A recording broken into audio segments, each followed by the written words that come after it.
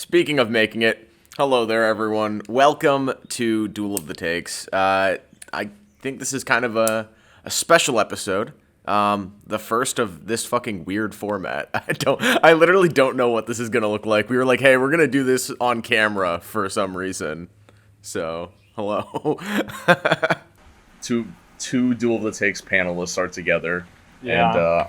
And I guess all three of us are technically on vacation right now. Yeah, no, it feels like this is to me, this is a celebration. I'm back in the house that I started this show in, we started this show in. It was a little over a year ago at the start of the pandemic. According to the President of the United States, the pandemic officially ended yesterday. There's a lot of things to celebrate. Our podcast is a little over a year old. The pandemic that started this podcast and put creatives in a spot where they had to make their own content from home and stuff like that. That happened a year ago, and it's with kind of sour news. I regret to inform you guys, our audience. It sounds like Jory is probably leaving the show indefinitely. So Jory Wonder 2049 has ran away. He's he's a good friend of the show. He'll continue, I'm sure, popping around, and I think if he wants a less permanent position, I think he's just going to be our resident tiebreaker. I don't know how we're going to work that out, but he's been complaining since the inception of the show that we don't have a system to fix the ties. Little did he know he was the solution we have. So we'll incorporate him. He's awesome. We love still Jory. Good friends. We're not leaving on sour terms or anything. I just think it's been a year. It's hard to stick with something when only 70 of you guys are listening. But thank you, all 70 of you. Mom, shout outs. Love that people are listening to this podcast. You guys rock. But all this talk about years and time, very topical. Yes. Yeah. And Josh is wearing a Back to the Future shirt, so it all adds up. It all connects. We are talking about time travel movies today, which, personally, it's weird because we did the sci-fi bracket about a year ago, and there was an entire quadrant on there that were time travel movies. And then, even back then, I was like, we could do a whole bracket on just time travel movies. You forgot how many there are. We actually even made this just one per series. So it's like, we don't even have all three Back to the Futures on here. There's 70 time travel movies, at least. And I think, I want to say we picked the best of the best, but there's some picks on here. We made it very... There are the best of the best, but it's not all the best of the best. Yeah. It's a weird selection we got here. I think I like the way that this is seated, so let's just get started, shall we? Yeah. Up first, we've got Groundhog Day up against Palm Springs. I feel like we're about to really shit on Palm Springs, and I don't hate that movie. No, not at all. I remember the hype going into that movie that this is kind of it was kind of like a passion project for Andy Samberg, and yeah, I really liked the cast. I think I saw it at a drive-in, actually. And I went in and it was fine. The first two acts, I was like, all right, this is pretty funny, pretty entertaining. And I think the movie kind of jumps the shark in the third act. And a lot of time travel movies struggle with this. I think we're going to see a pattern where they have a really weak third act. And I think Palm Springs is just one of the victims of that. It rides its inspirations on its sleeve. The movie's pretty self-aware that it's just ripping off Groundhog Day, and I think that that's fine. But I love Andy Samberg. I love Aubrey Plaza. It's a good cast. It's a good little movie. J.K. Simmons is great in it as well. There's some good moments, but I don't think it's going to hold it. About Andy Samberg and J.K. Simmons as a dynamic. Yeah. That scene where he's just J.K. Simmons is just railing coke in the bathroom is actually hilarious. It's really good. I want to see that as the movie. J.K. Simmons should have been the main character, but no, I think it's a good movie, but come on, it's Groundhog Day here, no contest. Yeah. I mean, we wouldn't have Palm Springs or some of these movies without Groundhog Day. It's most likely not. It's an essential time travel movie. It's still getting redone in different ways. There's other movies on here that are just Groundhog Day, but this. And, it's kind of weird because it's not, it's time travel, sure, because it's just the same day over and over again. but I wouldn't necessarily say that's like, I don't know. It's like just time loop movies. Yeah, pretty much. All right, up next, we've got Blast from the Past up against Forever Young, which this is a selection. Blast from the Past does not include time travel, by the way. It's just someone who was raised underground in a bunker comes to life in like the late 90s or whatever, and like rises to the surface. So he's kind of like he's from the past, but it's just because he's raised in a bunker. Damn, he's Captain America. Yo, Brendan Fraser as Captain America would have been Kino. If 90s Avengers, he would have been the perfect Captain America. Yeah, I feel like they would have they might have also done him for Thor back then. Like I feel like he was always cast as like the big muscly dude back in the day. And with all that into play, I think I'm voting Blast from the Past. Forever Young's a fine little movie, but if you've seen 17 again, it's that, but before it's like, oh, I get to go back to being a younger version of myself. That's dope. The best thing about Forever Young is the Alphaville song that everyone knows from Napoleon Dynamite. Yeah, Blast from the Past is good. It's a pretty fun movie. Up next, we've got the third installment in two different franchises. We've got Men in Black 3 up against Teenage Mutant Ninja Turtles 3. I love Teenage Mutant Ninja Turtles 3. So, in a ironic sense, 100%. I don't think mine's as ironic. I just love the movie. Teenage Mutant Ninja Turtles 3? It's really bad. It's hard for me to watch now, but I've seen it at least 50 times since I was little. Yeah, so, it was definitely one of the big like DVD movies as a kid. Yeah. I would watch. It was like permanently in my portable DVD player. But all three Teenage Mutant Ninja Turtles 3 is the one of the live-action Turtles movies from the 90s that I've seen the most, by a lot. I've only seen the first one a handful of times, and the second one, like, once. So the third one was just the one I had a copy of, and, I watched that a lot as a kid. Yeah, like, I don't know if I've said it on the podcast, I know we talked about where I have the scorching hot take that the original Ninja Turtles movie would be on my top 10, like, favorite, I guess, comic books, superhero movies ever. And I can't say the same about Ninja Turtles 3, but compared to MIB 3, I think that that MIB 3 is going to go down as one of the more underrated blockbusters of the 2010s. Oh, yeah. This movie's actually pretty good. I feel like it's a hot take to say that Men in Black 3 is my favorite of the series, but both of these are my favorite of their series. Yeah, but one of them's good. Yeah, no, I think Men in Black 3, my biggest problem with it is I don't think the villain's all that strong, but the characters are so good. Josh Brolin kind of steals the movie, in my opinion, as a younger version of Tommy Lee Jones' character from the first two movies, and there's actually still a good amount of Tommy Lee Jones in the movie, too, so it's not like they just got rid of him, recasted him.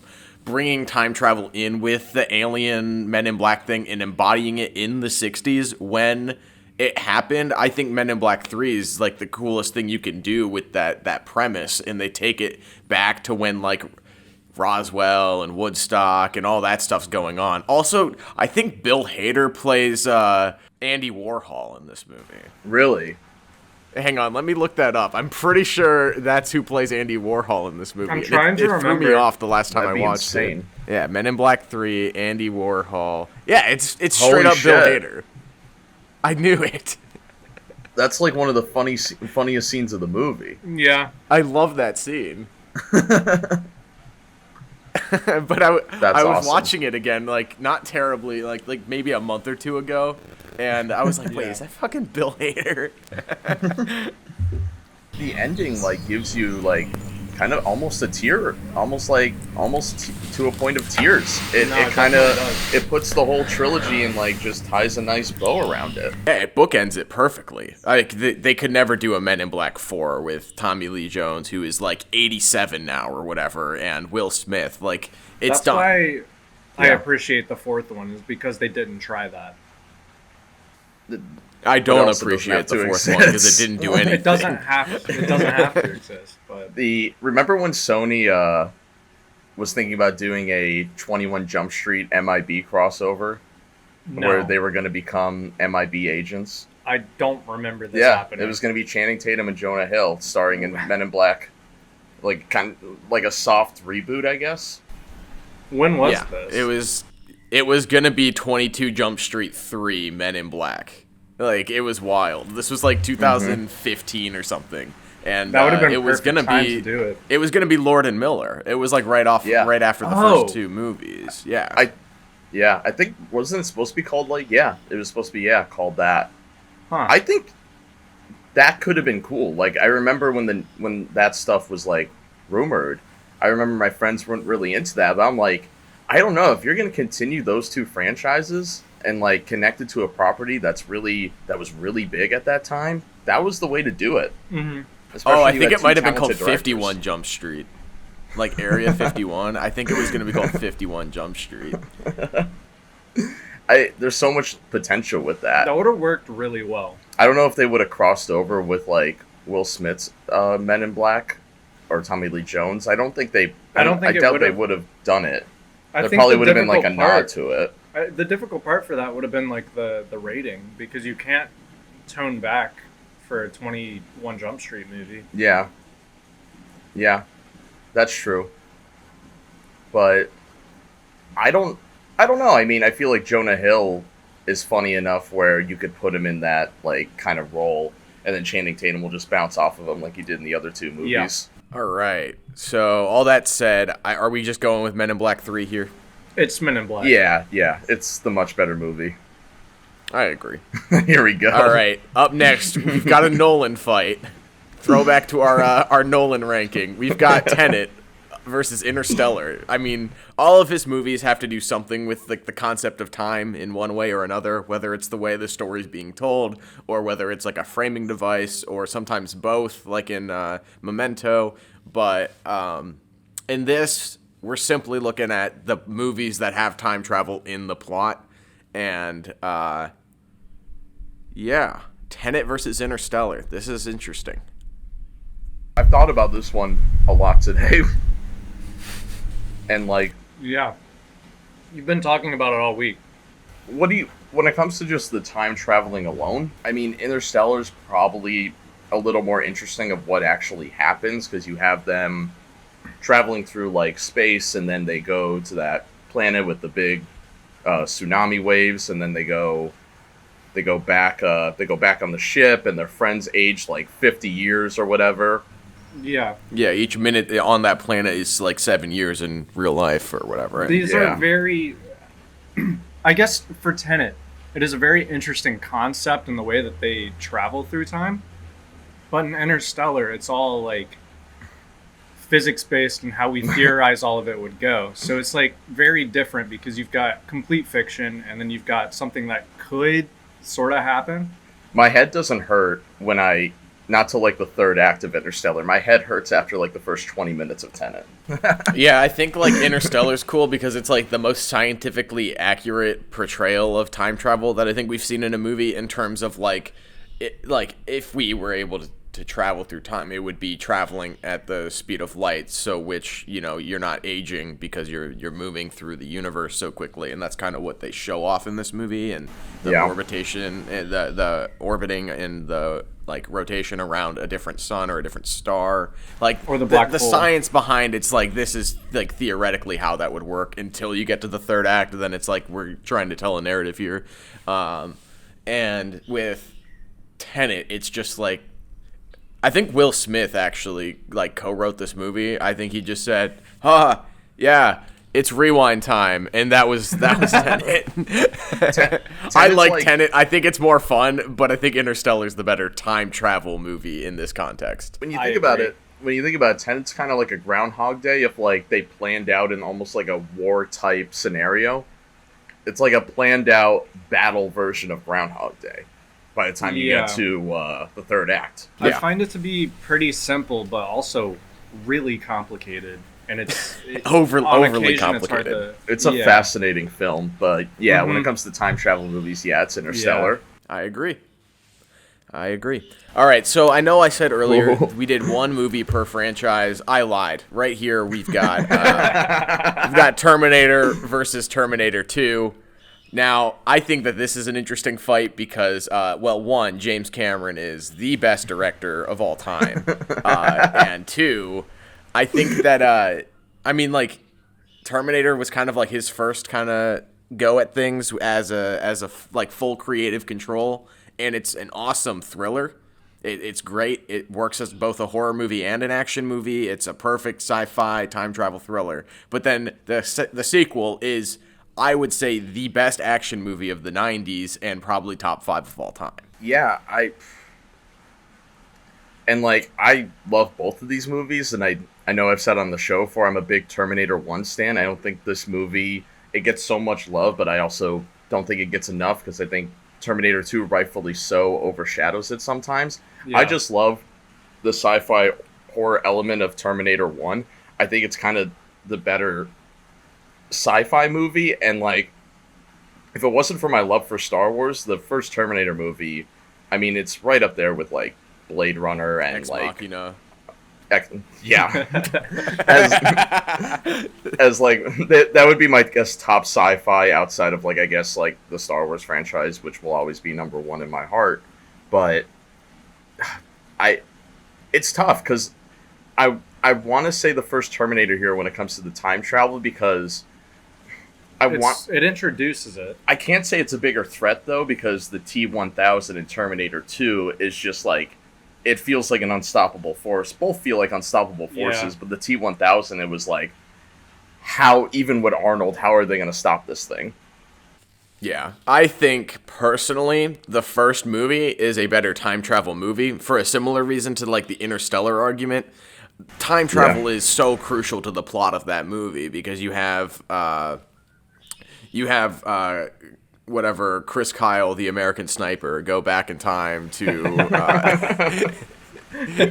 to save Sarah Connor from the T-800. And then you have the T-800 going back to terminate Sarah Connor. But then you also have, this is how John Connor gets, conceived, essentially. That's actually the biggest part of the movie. If you're going beyond this first movie and what it is, the lore of that, John Connor becomes the savior for that resistance and the battle of the machines. So it's it goes back full circle and it's all centered around time travel. Whereas the second one, it's we have to change the past so that way Doomsday doesn't happen, the Judgment Day doesn't happen. They're stopping an apocalypse essentially instead of just trying to stop someone from being born, which to me is way more butterfly effect, way more time travel. That's how I'm looking at it here. Yeah, and I know it's not T2's fault, Terminator 2's fault, but the lore after Terminator 2 has been so bad, even though it should have just ended with Terminator 2. They stopped Skynet. That should have been the end of the franchise, and then do some extended lore after that. There shouldn't have been a Terminator 3 or a Genesis, Dark Fate, whatever. Salvation was fine because it's a prequel. Mm-hmm. It's when it comes to time travel, Terminator 1, it feels so small, but it's cut so perfectly, and it just goes boom boom boom, gives you twist on the way. The journey through that movie might be not as fulfilling as the reward of Terminator 2, but I think the journey outweighs the destination in this scenario. Yeah, and I think too in the pacing department, the first Terminator movie is 90 minutes. It's 93 minutes or something. It just moves along at a breakneck speed. It's from one set piece to another. You get a little bit with the characters and them kind of growing or whatever through the course of the story. But then Terminator 2 is a 2.5 hour long epic. That movie is long. Yeah. There's so many, everyone remembers the first hour because it's you got John Connor with his weird ass haircut going around on his dirt bike, and then he meets the two robots, and then it's that's cool. But then it's then they break the mom out of the psych ward. Then they go and they try to kill Miles Davis, and then Miles Davis. Anyway, it rocks. Miles Dyson. Sorry about that. Terminator 1. We've got Source Code up against Edge of Tomorrow. Edge of Tomorrow, same director as Jumper. Doug Liman, dude. He's a legend. Or Live, Die, Repeat. Legend. Doug Liman, if you're watching, 1, why? 2, you want to come on our show? We'll watch Chaos Walking with you. Can we rank his movies? I think Edge of Tomorrow would be pretty high up there. Groundhog Day, but it's a Halo movie. Yeah, I think it's one of his. It's probably his best movie. I mean, I think Edge of Tomorrow is a really good movie. When it came out, it got really hyped up by like people who were like, this is like so underrated, and now it's kind of become overrated. But I still think I still remember like watching that movie and wanting to like show my friends this. I'm like, no, this is really cool. We don't have to watch another Marvel movie right now. Let's watch something different. It was genuinely a unique blockbuster. Like, we don't really get things like that. Yeah. I think it's technically based off of a graphic novel or like a manga or something. But it feels enough like its own thing. It's not tied to these characters that everyone knows. And yeah, to me, it feels like in the early 2000s, or I guess this was 2014, so I guess like early to mid 2000s, we got original like sci-fi movies like that came out. Like, you had Avatar, you had District 9, you had like these movies were like, oh, this doesn't have to be tied to a cinematic universe. And this movie still hasn't gotten sequels. And I don't think it will was before this. Yeah, I think it was the summer before. Which is also underrated. And then Elysium Elysium or whatever was right around there too. Right. Yeah. And Chappie was the same year. Yeah, there was a lot of shit coming out. I love Chappie. To speak to the other movie, Source Code, I love Jake Gyllenhaal, but this ain't it. This isn't the best Jake Gyllenhaal movie on this bracket. This is Groundhog Day, but it's only 12 minutes, and you have to stop a train from derailing, and that's the entire movie.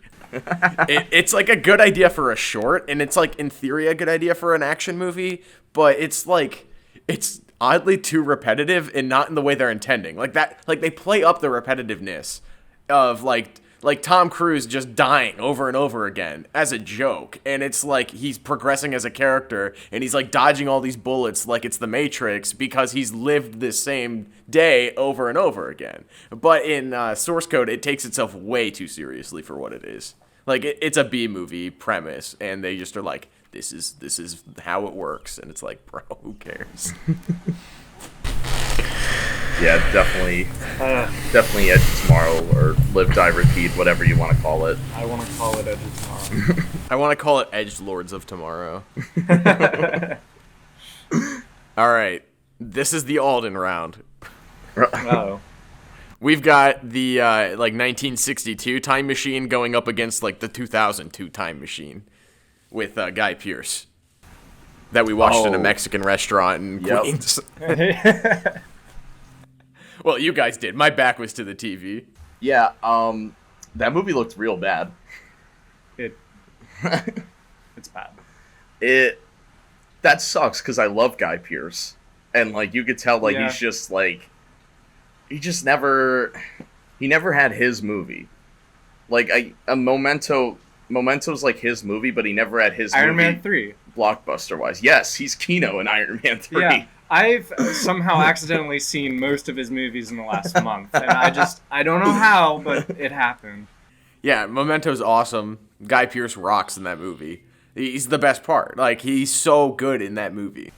Yeah. He never had his like big blockbuster role like an A-list actor should have been. Sadly, I don't think he ever became an A-list actor. I think for like film fans, he's A-list, but he just never reached that blockbuster. I just saw him in the new Tom Clancy movie. Oh, he's in the Michael B. Jordan movie? I was trying to remember it. Yeah, he's in there. Damn, is he the villain?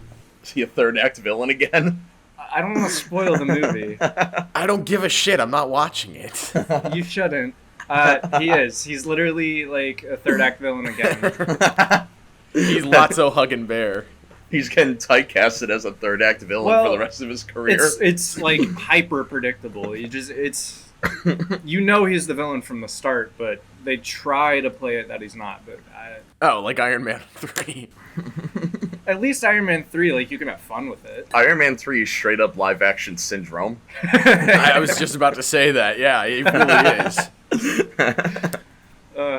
All right. What was the other movie on? It sounds like it's going to the original Time Machine here, the one that's a more close adaptation of the H.G. Wells novel, in that it's not close at all, but it's like a 60s budget science fiction movie.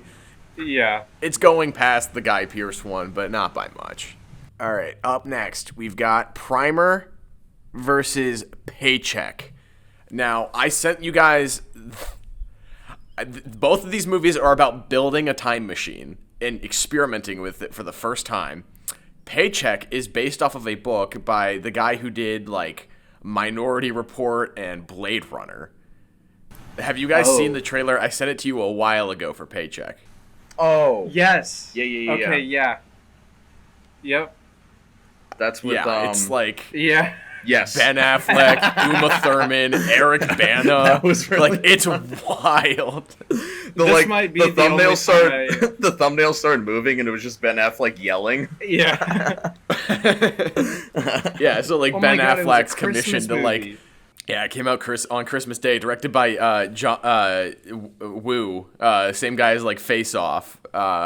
It's a wild action movie. Ben Affleck. So, like, Ben Uma Affleck, Thurman. he's hired to build a time machine by this company, and then they, like, give him all the resources and shit, and then wipe his brain.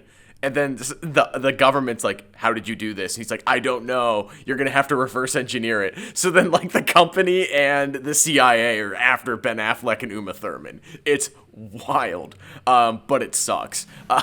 Primer rocks. The cast is crazy. The cast is... You got Aaron Eckhart, Paul Giamatti in the supporting cast. You've got Michael C. Hall and Joe Morton, too. It is the most 2003 movie ever made. Oh, well, judging by the trailer, it looks like it just absolutely sucks. No, I mean, it rocks, but it's not a good movie. Okay. Future commentary track of Paycheck. We need to make that happen. That looks like a good one to do a commentary track for. But Primer, we talked about it last year on the sci-fi bracket. It gets a lot of love because it's a really, really small budget movie about these guys who pretty much end up creating like a time machine. And they create and establish a list of rules on how to use it. It's done for, like, no money. I think it was, like, they made it for, like, $200,000 or something. Like, Blair Witch Project level budget.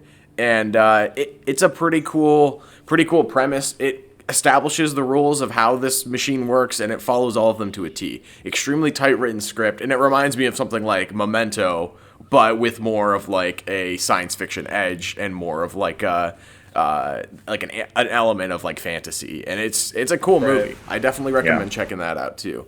But no, we're doing a commentary track of Paycheck. That shit looks awesome. All right, halfway through the first round. On the other side, this is the video game time travel round. We've got Prince of Persia up against Assassin's Creed. Gyllenhaal or Fassbender? Oh, typically I'd say Fassbender, but I can't here. This movie, Assassin's Creed, is one of the few movies that I've just straight up not finished watching. Prince of Persia: Sands of Time is kind of weird because why is Jake Gyllenhaal playing a Persian dude? Like Ben Kingsley, you get it. You're like, oh, okay, of course Ben Kingsley's playing a Persian dude because duh. But yeah, no, it's wild. But it's got cool little action set pieces. It reminds me very much of, like, a Pirates of the Caribbean movie. Like, it's about on par with, like, On Stranger Tides or, like, the Lone Ranger movie. Like, there's some like, it's not a good adaptation of, like, the video game, but it's like a PlayStation 1 platforming game. Like, how are you really gonna make that a full-fledged movie? It tells the story, but it adds a lot, and there's, like, lore and stuff. It's entertaining. I would watch it. Disney just really wanted another Pirates franchise. They tried a couple of times. Yeah. And this was a weird one for, like, the cast. It's just weird. Yeah. I remember, No, just Assassin's Creed sucks. Everything about it. Like, if you're trying to follow a franchise that has this much lore, and then you, like, implement this much of it and absolutely demolish the rest, like, it doesn't make any sense. The camera work was bad. Lighting in every single scene was horrendous. And he's just overacting for this like garbage movie.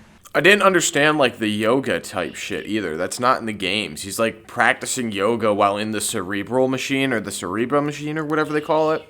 It's weird. Yeah, gonna have to give him the Prince of Persia here. Unfortunately, I am too. This is a horror movie round in the time travel bracket. We've got the Ashton Kutcher movie, The Butterfly Effect, up against Happy Death Day. This is a hot take, but Happy Death Day might be the one I'm going with. I haven't seen it. Well, I can't say that. I have seen some of The Butterfly Effect, but I haven't seen Happy Death Day. But a lot of people keep telling me it's good. Yeah, I had like no interest to like ever check out Happy Death Day. Yeah. And I think Stromboli. I don't remember if I saw it in theaters. I didn't. I haven't seen it. No, I'm trying to think. I don't know, but the movie itself, I mean, I think it's an entertaining watch. Yeah. As Groundhog, like Palm Springs, copies off of the Groundhog plot, but I think this one, it's just, it knows what it is. It's not like Palm Springs. I mean, it went to like film festivals and it like Andy Samberg's talking about how it's like his passion project. Happy Death Day, they knew exactly what they were making and just ran with it. They even did really well with the trailer because it like did kind of seem interesting, but not enough for me to actually go see it in theaters. Yeah. Yeah, it's very self-aware. It's a slasher movie, but it's the same day every single day, and this girl is trying to figure out who's killing her every day. It's a good concept, and I like the sequel more. Happy Death Day to You is just like way more bonkers, and it's like a little funnier. But no, it's like, oh, let's make Groundhog Day a slasher movie, just like Freaky was like, let's make Freaky Friday a slasher movie. It's a good idea of flipping a concept for a movie on its head by making it a horror slasher film. Butterfly Effect's cool because it's got like the concept of like, oh, I'm gonna go back in time and change something, and the big thing is like how it affects them in the current timeline. It doesn't really make a whole lot of sense, but it's cool. It's like one of the most 90s movies I've ever seen. This is like Ashton Kutcher's breakout role. The acting's bad. I love Ashton Kutcher, but the acting's bad. And Happy Death Day to You, just everyone's playing into the typecast. Like it's a lot of fun. I'm with you, Josh. I'm down for that. All right, man. I wish Jory was here for this. We've got Army of Darkness up against Land of the Lost. Yeesh. I fucking hate Land of the Lost. I think it's one of the worst Will Ferrell movies, and a lot of people defend that shit. They're like, oh, it's funny. Is it? So you think it's worse than Holmes and Watson? It's not as bad, but it's same tier. Because like at least you got like Danny McBride, like you got other people in this. It's not like John C. Reilly and Will Ferrell being completely wasted in a terrible parody of Sherlock Holmes. Not to be like too much on a tangent, but I actually enjoyed Holmes and Watson. Bruh.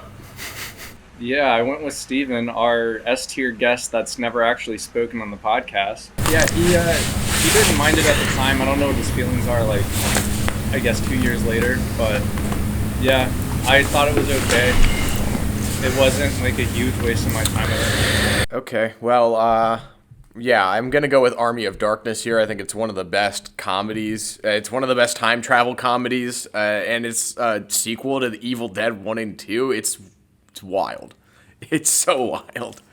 It's probably my favorite Sam Raimi movie. If I'm just going like based off of his like what makes Sam Raimi awesome in terms of like having characters that take themselves seriously but just absolutely absurd and hilarious like scenes and stuff. It's the best. Yeah. Up next we've got Looper versus 12 Monkeys. Low flying plane. Welcome to Orlando, home of low-flying planes. I really like Looper. Yeah, so I think this one is kind of difficult because Looper's good. Yeah. But like 12 Monkeys was good enough to also get like a series. Ryan Johnson's never directed a bad movie. Ryan Johnson is getting $460 million to make 2 sequels for Netflix.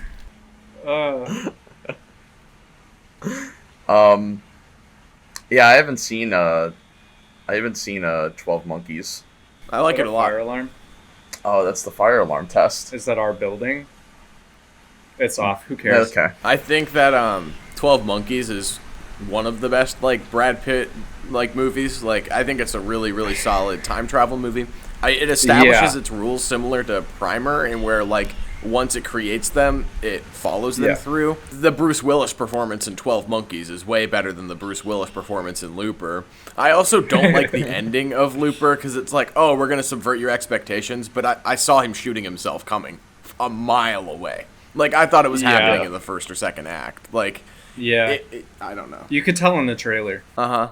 I also just think it's a really weird choice to give Joseph Gordon-Levitt, like, the makeup to try to look like a younger Bruce Willis. Like, we don't need that. Like, I appreciate the effort, but you could have just told me, oh, that's the younger version of him, and it's like, yeah, they're both white dudes. Yeah, I don't doubt it. Like, Yeah, I like 12 Monkeys more, personally. I think Looper's a little overrated. I'm siding with 12 Monkeys. All right, X-Men Days of Future Past, the best superhero movie of all time, and the movie that won the first season of our show, up against Avengers Endgame. Yeah, I think the time travel aspect of Endgame, I don't think is as cool as Days of Future Past. I mean, in Endgame, all they do is go back to past Marvel movies, and Days of Future Past, you have Wolverine interacting with the cast of First Class that was so beloved a movie before, and introduced Quicksilver. It was like we said before, it's like a prequel, sequel, reboot, all into one, and it wasn't a mess. It sucks that the X-Men franchise died a horrible death. Hey, Apocalypse rocks. I think Days of Future Past fucking rocks. But at least Days of Future Past gave X-Men Apocalypse and those movies a platform to try to continue the franchise. To try. I guess because of how they were trying to set up the time travel in Days of Future Past, it was good that they like made paradoxes and broke some rules for it so they could change the future they were in. But it's like Endgame does try to set up rules, then proceeds to break them, then sets up more that are just completely contrasting to the original, and then breaks those as well. And don't get me wrong, Endgame has its fun moments when it comes to time travel. The two Captain America's fighting is pretty fun. The Captain America's fighting is pretty good, and I think Tony Stark interaction with seeing his dad is the best part of the whole movie, in my opinion. Yes, it is.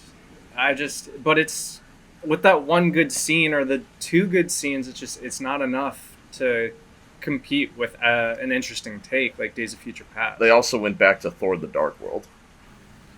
Yeah. They went back. That was a redeeming factor to that, but it wasn't. I think what it comes down to is X-Men Apocalypse used its time travel premise to like grow and develop the characters, or to bring them together. Like, you understand like the relationship between Charles Xavier and Magneto way better after from First Class into Days of Future Past. But with Endgame, they like redo characters' arcs for no reason. Like, Thor learns the hero's journey and shit for the fourth time in 3 movies. It's again. Like, we don't need to keep seeing this happen. Like, Endgame just kind of does it so I think they can have that like paradox timeline of like, oh, well, Tony Stark has to give up his family in one line, his daughter, and like all of that to save the world. And it's a great way to end his character, but it hurts the rest of the cast. Like, it's already bad enough you had half of the cast of the last movie like die with the snap, but now you're like, oh, and then 5 years passes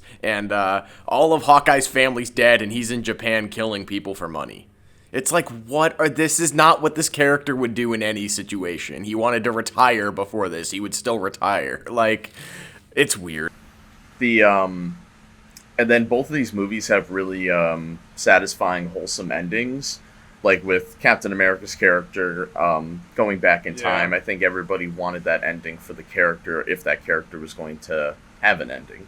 But in Days of Future Past, I mean, Wolverine, he's back at the mansion. You see Jean Grey there, and then you see James Marsden as Cyclops, and it's like, yes, like Last Stand wasn't the last thing for this cast. We got to see them, like, even if it was for one scene, we got to see them all interact one more time, and it was a fitting ending to that era of X-Men. Days of Future Past. I don't think you'll ever see something like that again. Like, in terms of incorporating two chronologies of superhero casted characters. I guess they're trying to do this now, because they're trying to bring back Michael Keaton Batman for whatever the hell that movie's going to be. And for the Sam Raimi Spider-Man universe, I guess. Yeah, whatever happened, no one knows. We'll see. But Jory's 100% right that Days of Future Past was ahead of its time in a lot of ways. Yeah. I really, really like the Kennedy assassination. Why would you incorporate that in the movie? He was one That's so fucking bold. It's too based. It really is. That could have been a spin-off all on its own. Yeah. That was so wild. Like, why did it feel the need to go there? Yeah, I was just like, are they, like, Magneto prequel baiting here? What is going on? Yeah. Are we getting a JFK mutant movie? That would be wild if they were like, oh, no, this is actually connected to Oliver Stone's JFK. Like, Kevin Costner shows up. Oh, man. All right, up next. This is an interesting one. We've got Austin Powers, The Spy Who Shagged Me, going up against Back to the Future, a movie that Alden thinks sucks. I was about to say, Alden, you have the floor here. There's not much I can say. I know you guys are picking Back to the Future, and that's okay. I think, like, in terms of time travel, it does do stuff better than Austin Powers. So I don't have a huge argument here other than I prefer watching Austin Powers, obviously. Is this the first Austin Powers movie? Second. International Man of Mystery is the first one. Spy Who Shagged Me is the good one, and then there's Goldmember.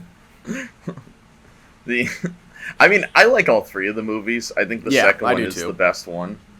It has all the stuff that you remember from watching those movies, besides the like parody Hollywood reboot of the Austin Powers movie in the beginning of Goldmember. That's the best part of that movie. But everything, like Mini-Me's not in International Man of Mystery. Fat Bastard's not in International Man of Mystery. All of these like extra Mike Myers characters all show up in Spy Who Shagged Me, and it rocks. And then the ending is wild, where fucking Seth Green finds out on the Maury show that Dr. Evil's his father.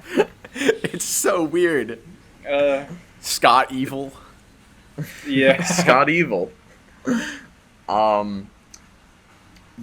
It's these are really tough movies to compare. I think if we had like Austin Powers against like Bill and Ted, that would be an interesting comparison. Closer, But also like Back to the Future we talked about before recording, it has a lot of humor that we kind of forget about, even in its time travel when Marty first goes back to the 50s, and he goes through that like farm, and the family thinks it's like aliens. Yeah.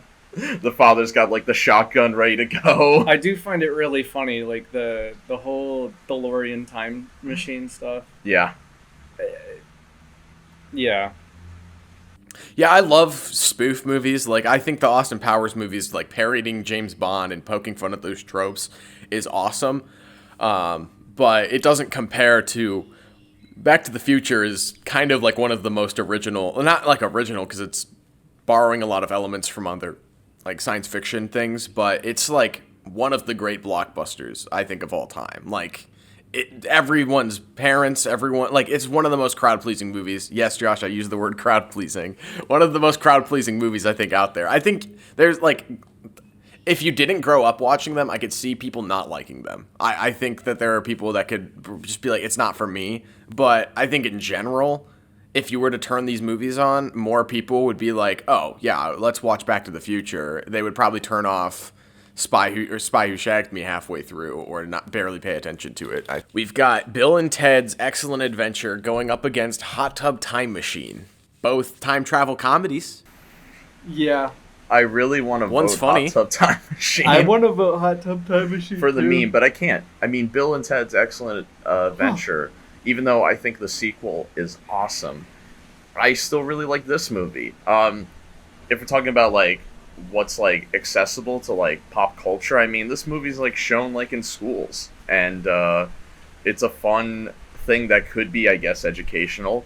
And at the same time, I mean, it's Bill and Ted. It's two of the most like two of the greatest like duos in film history. They're so entertaining. I gotta start with, I've not seen this in school. I watched it in 7th grade social studies class for some reason. What? It's a good movie, though. I do think the sequel's better, but to me, like, Excellent Adventure is, like, it's kind of like a budget Back to the Future in a way, where it's just like, yeah, we're giving these two goofballs unlimited power. They can just go and time travel and do the things that they need. But, like, it's a good movie, and it's still funny. There's bits of it that are hilarious. Still to this day, like I love that where Napoleon is just going to the water park and he's like barely tall enough to ride the slides. Like there's a lot of humor there. It's very historically inaccurate, but who cares? It's a movie that has fun with its premise all the way through. Where like Hot Tub Time Machine, it does have like a fun premise. It's like, oh, we're going back to the 80s, and this was before like the back to the 80s trend was like a thing. And it's funny, but it's like also it takes itself too seriously and like sets up this like John Cusack's trying to get his wife back, and it's like we don't need all this like melodrama. Like just do a like crazy comedy where they go back to the 80s or whatever. And then Hot Tub Time Machine 2 sucks. The cast were guest hosts on Monday Night Raw. That does not surprise me. But yeah, definitely Bill and Ted here. It's gotta be. Oh boy. All right, this one's gonna get weird. We've got Project Almanac going up against Donnie Darko. I've seen both of these movies. Project Almanac is like a found footage time travel movie. It's very much like Chronicle, but instead of telekinesis, this kid has the ability to time travel.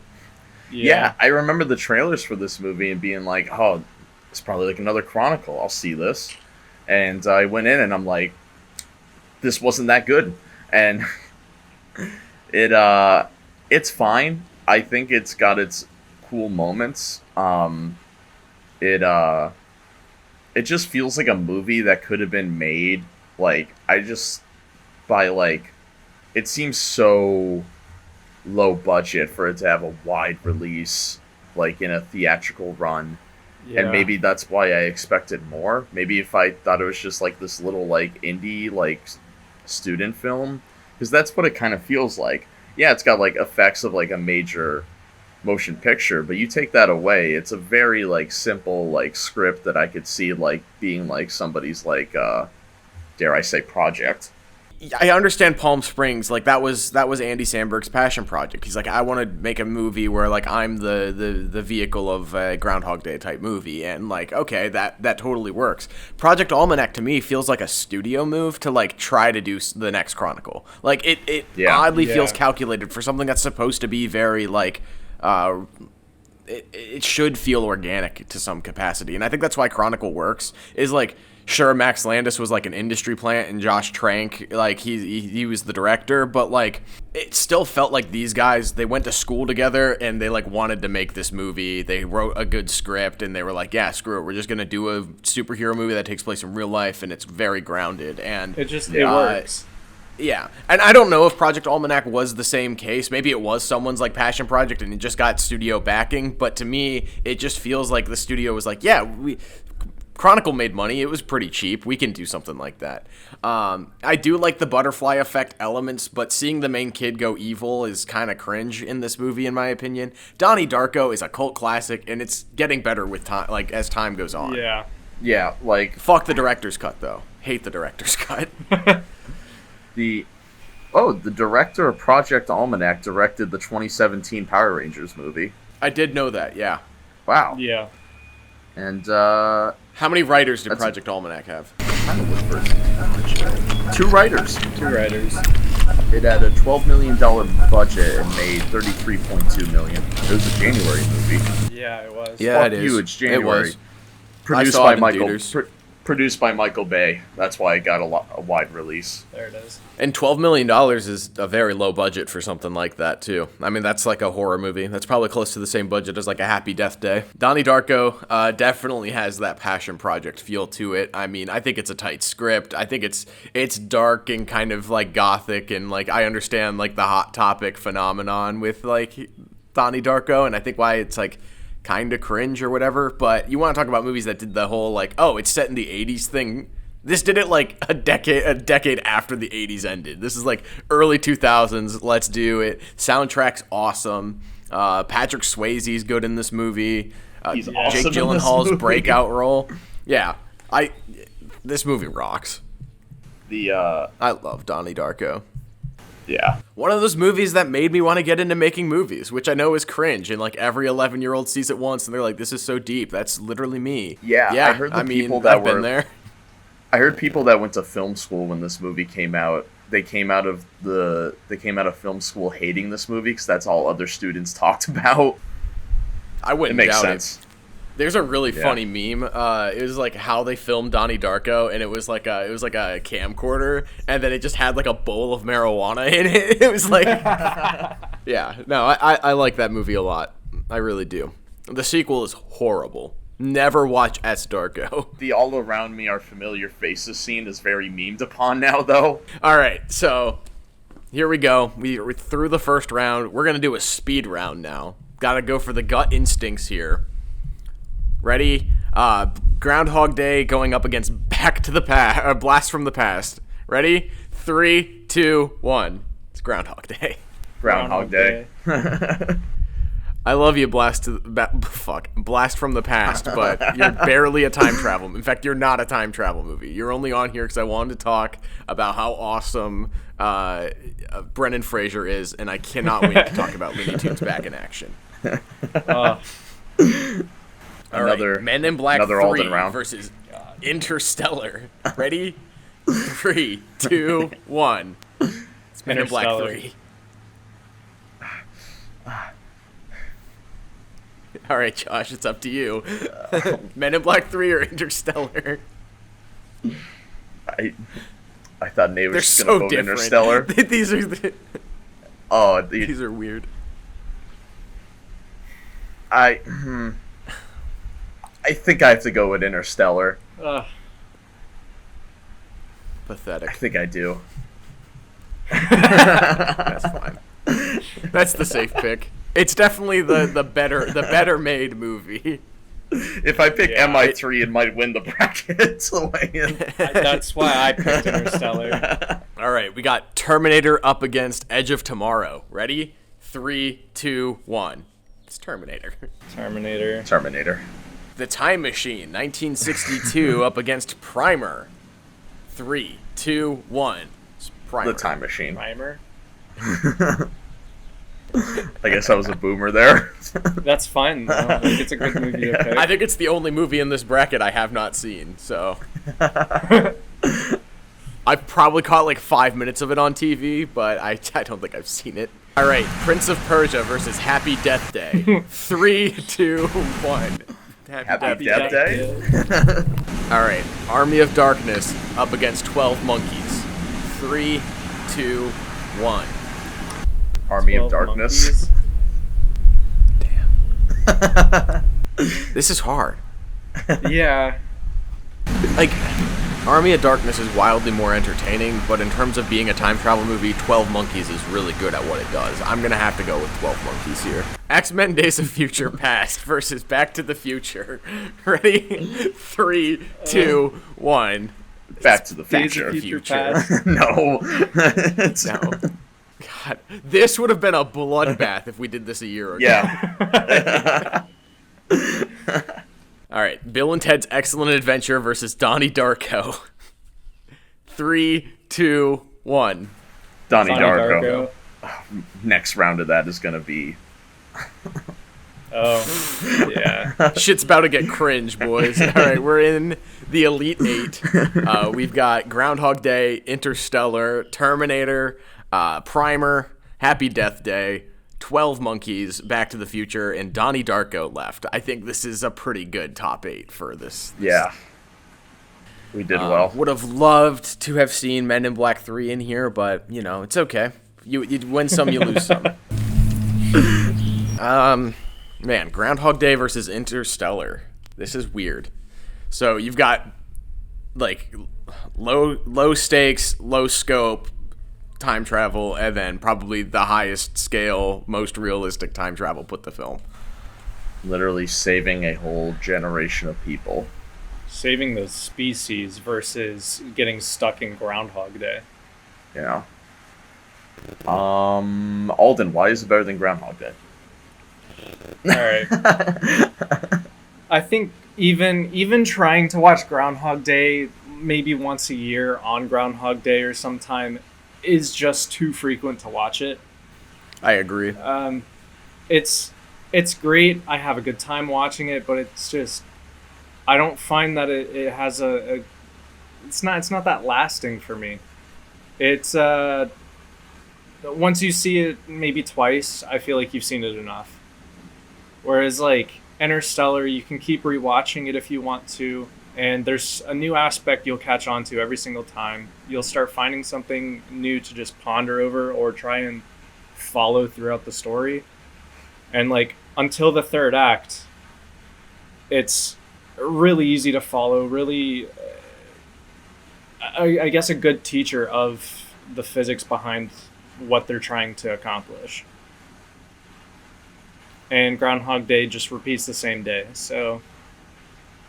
But, I mean, look how many other movies there were just in this bracket that do Groundhog Day again, but add a twist, or just do Groundhog Day again or Palm Springs. You know, it's like, there's... Yeah. It's such a good idea, and it's so unique that it almost is its own subgenre. Whereas, like, Interstellar, to me, is a really, really good, like, science fiction, like, movie. A science fiction drama. It's a pretty good take on, like, using the science and knowledge that we have today to tell, like, a relatively convincing story for the first two acts. But, I would rather watch Groundhog Day, like, every day of the week. My view on this, these are, once again, just like the last round with Interstellar, these are two movies that are hard to judge. Yeah. I think Bill Murray is pretty great in the role. Yes. And I think it's very it's such a entertaining movie, and I think anybody could watch that and get enjoyment out of it. In theory, you are right. I love how much of an asshole he is. Like, it's one of those movies where you believe the transition of the character. Because, like, he starts off so shitty, he's just a dickhead to everyone. Then he's, like, living the same day over and over again, and he's still, like... He's like, well, I'm just going to be worse then. He's like, I'm literally ruining everyone's day every day, and it's the same day. But then you get to the point where he gets so annoyed, he tries to kill himself. Like, that montage is insane. It's just like him, like, yeah, I'm throwing myself off this building. I'm driving this car into a train. Like, he's just like... But by the end of it, you understand. He's like, okay, well, maybe if I just be a better person, I can fix all of it. And he's trying to save the homeless guy. He's catching the kid falling from the tree, learns piano lessons. And I think it's a little trite that it's all to impress a girl or whatever. Like, I think that is kind of where it's sad. But, like, the messaging and the psychology behind having to deal with the struggle of living the same day every day, I think it's one of Bill Murray's best performances. I really do. You see the full arc in, like, the breaking down of a dickhead. Like, he goes from being a total asshole to a redeemed person by the end of the movie, and I totally buy it. And it doesn't have faith or spirituality or any, like, themes of that. It's literally just an agnostic look at the world. And I think that's really unique. Especially for its time. Like, today, it has, like, the philosophy of, like, I think, like, it's a very Gen Z movie. Like, I see what the push to do a Palm Springs. Like, even, like, going on the other side, McConaughey's performance in Interstellar is great. Him... Anne Hathaway's crying. There. And Anne Hathaway is there. And then, dare I say, Matt Damon shows up and causes a bro moment in the movie. The cast is a mixed bag, I think, for Interstellar, legit. Even though everybody in the cast are actors that I like, they're either having a really weird performance or they're screwing up the plot. Unless you're Matthew McConaughey, because I think Matthew McConaughey is really good in the film. And that scene where Michael Caine's dying, I still don't know what he says in that scene. I had to watch it with subtitles. Like the third time I saw the movie, I was like, "What is he even saying?" I can't remember. I think this is the first Nolan movie to have like the problems that a lot of people have with them in terms of just like the sound design is not what it needs to be. It is for the space scenes, like that shit rocks. Yeah, but you don't need Hans Zimmer pounding notes on an organ while the fucking old dude's dying. Like, hello, what are we doing here? Yeah, this is a tough fight. But at the same time, as many negatives Interstellar has, it does have a lot of positives. I think it's really cool that this day and age we still had a movie like Interstellar. I don't think it's as like unique as say a 2001 Space Odyssey, but I think it's really cool Nolan gave that type of subgenre a shot. And the world building for it, the state that the Earth is in, and like the hints towards like half of civilization being bombed, it's crazy. Just the setup just to get them to space. Yeah, it's a bra moment when Damon shows up, and the movie picks back up when Topher Grace shows up. And Casey Affleck. Yeah. And who's older Timothy Chalamet. Timothy Chalamet is going to turn into Casey Affleck. Is that Sorry to hear that. We've been bullying Interstellar throughout this entire year of the show. I'm gonna give it to Interstellar. Well, there's so many aspects to the time travel in Interstellar too. So it's just like they repeat or many different forms of time travel. I'm pissed. All right, Terminator versus fight. Primer. I think Terminator. I mean, I love Primer, and I think like the whole like point of Primer, I think, is to do something that's like really grounded, really small scale sci-fi, and I think that's cool. But Terminator kind of also did that and then launched a franchise, and I don't know. Terminator's awesome. I think it's one of the best 80s movies, period. So yeah. Happy Death Day versus 12 Monkeys. This is like the quadrant that I just don't really give a fuck about. Like, yeah. I kind of want to give it the Happy Death Day. Like, I like 12 Monkeys, but it's not one of those movies I could watch every day. Happy Death Day is a stupid enough movie where it's like I could turn that on with friends just about any day. Like, you know, we're just like, oh, let's watch a dumb slasher movie, and it's funny, and like everyone's gonna laugh and get along. Like, and we don't get like 12 Monkeys. I'd have to explain things to people. Like, I don't want to do that. We don't get funny slasher movies anymore. You don't really get slasher movies unless they're trying to reinvent the slasher genre, like Freaky or this, where they just flip it on its head. The closest thing is like Halloween 2019, but it still doesn't have like the quirky 80s like humor that Happy Death Day somehow had, but the Halloween movie couldn't. Yeah. But it had some straight up hilarious scenes where the little kid is like that little kid steals the fucking movie when he's there.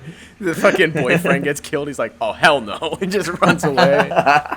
Yeah. No, I think you kind of need a little bit of humor to make a slasher movie work. Like, I think that's why the Scream movies are so good, specifically the first one, is it balances like a mystery and a horror film, but also a meta self-commentary on, you know, shitty slashers of the 90s. Yeah, need a little bit of humor Happy to make Death a Day. Time travel movie work. That's fine. True. Sorry, Speaking of, oh no! Back to the Future versus Donnie Darko. How edgy are we getting? Retract what I said, because I know I'm wearing a Back to the Future shirt. Oh my god. But is Donnie Darko it's a time travel movie, but is it really a time travel movie? I think both of these movies are actually similar when it comes to in Donnie Darko's kind of like if Marty's dad was the main character, like in the sense we're not following the person that's time traveling, which I think is a cool take on that genre. It's weird because it's like both character and supporting character want an end goal where like they want the character to do something. Like they need Jake Gyllenhaal to do something in Donnie Darko, and then in Back to the Future, they need Marty's dad to dance at the prom or whatever. And Back to the Future, I mean, it's iconic. I mean, it's one of the greatest films of all time, no matter what Alden will say on the show. No, I can't disagree with that. Like, that is the case. It sets up so much in pop culture. It's incredible how beloved it is. But as a movie, Donnie Darko is also fantastic. Like, I think we're dealing with two S-tier movies. Yeah, I think you're right that we're dealing with like two high-tier movies here. I just feel like I loved when I thought that the only Back to the Future movie was the first one, even though it ends with "to be continued" or whatever, and like very obvious sequel bait, especially for its time. I don't really gel with either sequels. Like, I think the second one's overrated, and I think the third one's like fine, but whatever, screw it. We're having a hot take. Donnie Darko's going over. Awesome. Alden, you did it. I did it. I didn't even say anything. He didn't even see Donnie Darko. Oh, that's also true. Damn. You would like the movie, Alden. You really would. Yeah. I know. I probably think it's a little angsty, like, but that's fine. This is a weird Final Four. This is not going to go the way I think. All right. The Final Four. Probably We've got not. Interstellar, Terminator, Happy Death Day, and Donnie Darko. I'm sorry, guys. I can't go on with this Interstellar agenda any longer. I don't know if I can either. Against Terminator? I Alden, you're going to have to really win me over here. There is not a single scene of fat in Terminator. Everything is cut and dry. It moves from point A to point B so well. It establishes every character you need to know. It builds this world and this lore and this robot apocalypse in the future. It plants the seeds for Skynet. It does so much in one movie. And then, and it's like 90 minutes long. There's a whole hour of Interstellar that I think should be cut out. You don't need the Dr. Mann shit at all. The ending is stupid. I like it, but it's stupid. For a movie that takes itself extremely serious for like 2 acts to then just kind of jump the shark in the third is it's just odd. It's such a weird movie. I think if Terminator 2 made it out of this section, I think I'd kind of be with you, Alden, with an argument, because I think the time travel in Interstellar is better than T2's when it came to like progressing the plot. The T2 time travel just kind of stops for 2 acts, and it's an action movie, which is fine. It's great. Yeah. But Terminator, the time travel and the implications of that movie affect the entire movie. And so does Interstellar, but I think Terminator just does it better. Well, I mean, there's a huge difference between going back in time and then going forward in time at different rates. Like, you go back in time, you can change the future like they're trying to do.